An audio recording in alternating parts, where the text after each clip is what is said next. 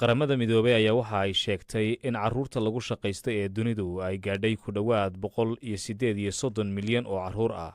UNICEF iyo hay-adda shaqaalaha adduunka ayaa waxa ay soo saareen warbixin wada jira oo ay ku sheegeen in inkastoo horumar la sameeyey haddana laga daahay wakhtigii loogu talagalay in hawsha tan lasoo afjiro. waxa ay sheegeen in ku dhowaad 40% caruurta da'doodu ay u dhaxayso 5 sano ilaa iyo 17 jir ay halis geliyaan caafimaadkooda iyaga oo ka shaqeeya macdan qodista, warshadaha iyo beeraha. heerka hadda la joogo ayaa ay yidhaahdeen waxa ay qaadan doontaa 100 sano in laga takhaluso ku shaqaysiga caruurta. ciidamada gurmadka degdega ah ee dalka Suudaan ayaa waxa ay sheegeen in ay qabsadeen xuduudda saddex xagalka ah ee u dhaxaysa wadamada Liibiya, Masar iyo Suudaan kadib dagaalo halkaasi dhowaan ka dhacay.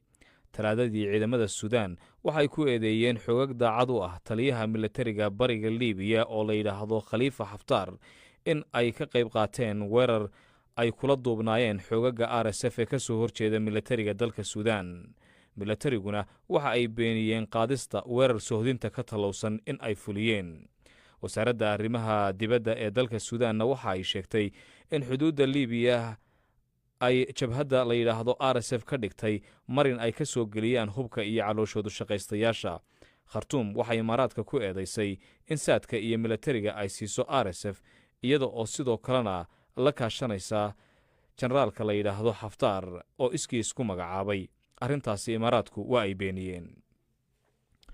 tobaneeyo kale oo falastiiniyiin ah ayaa lagu dilay marinka Gaza xilli ay isku dayayeen in gargaar ay raadsadaan. 3 dhacdo oo kala duwan ayaa 31 qof ay ku dhinteen, 200 oo kalena waa ay ku dhaawacmeen meel u dhow kolonyo gargaar oo 8 daqiiq iyo weliba xarun cuntada qaybisa oo Maraykanku uu taageero.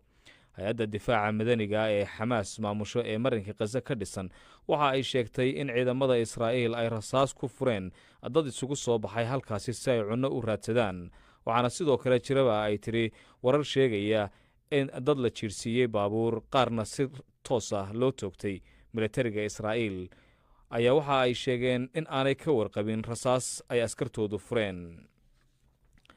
qiyaaso kala duwan oo soo baxaya ayaa waxa ay muujinayaan heerka sicir bararka ee dalka Maraykanku in uu kor u kacay tan iyo bishii March, sida haddaba ay sheegayaan dadka falanqeeyayaasha ah ee arrimaha dhaqaalaha ah. xogta dowladda ayaa waxa ay muujinaysaa in cashuuraha dheeriga ah ee madaxweyne Trump uu soo rogay ay si weyn u saameeyeen dhaqaalaha adduunka.